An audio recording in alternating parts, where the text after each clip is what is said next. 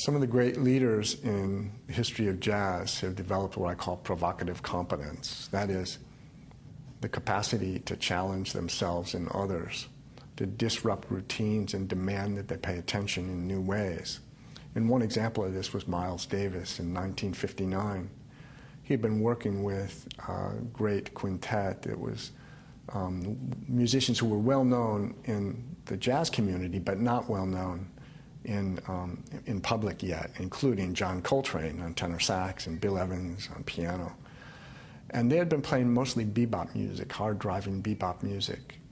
But Miles Davis one day in 1959 had this recording session in which he created these structures and patterns that no one had ever played in before. It was a radical new way of thinking and listening and playing.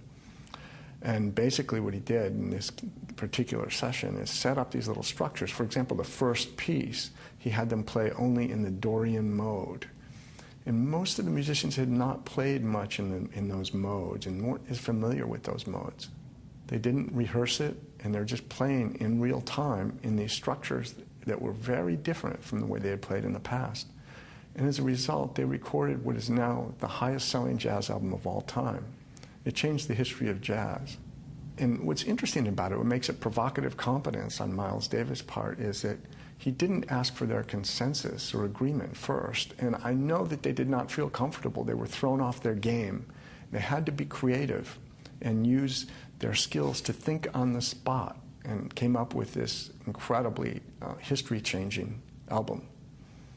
Well, leaders in all sectors could take that lesson of what does it take to develop this provocative competence, where you see people around you and you can see their potential better than they see themselves, so that you can disrupt their routines and demand that they think in new ways. And it isn't always comfortable to be around leaders like that. I think of one example of an airline that was having a great deal of difficulty with customer service.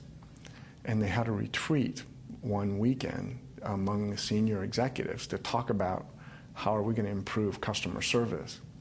Well, while they were in the meeting room in discussion, the vice president of marketing went around their hotel rooms and took out all the beds and put in airline seats. So that night, they were sleeping in an airline seat. That weekend, they came up with some radical new innovations that redesigned the comfort of sitting in an airplane. That's somewhat similar to what Miles Davis did. It disrupted routines, made people slightly uncomfortable, but demanded that they think in creative new ways and come up with an innovation.